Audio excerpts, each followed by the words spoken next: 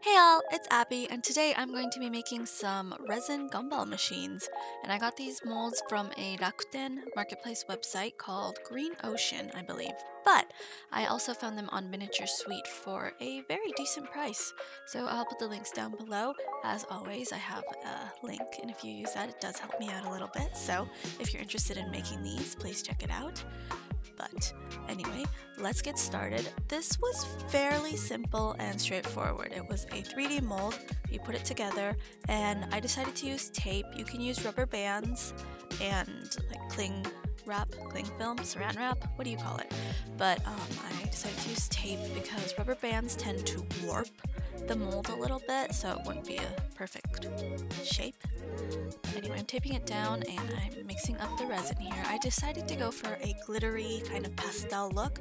I'm using my liquid pigments, my favorite glitter, of course, and I'm gonna mix this together. I think it would be fun to blend a few different colors maybe and do kind of a marble look, but I would maybe do that in a future video. I would like to customize these a little bit more, but this was my first attempt at making them, so I went with a straightforward look.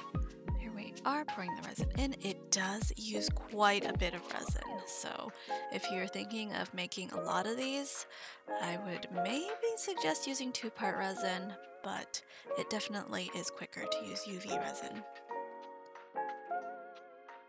It came out quite nicely. I would try to stick to more translucent colors because the UV resin sometimes doesn't cure as well if it's an opaque pigment, but I think they were all okay this time. I'm using beads here. These are all actually Daiso beads, but they all looked very cute, and I think it fit the theme quite well.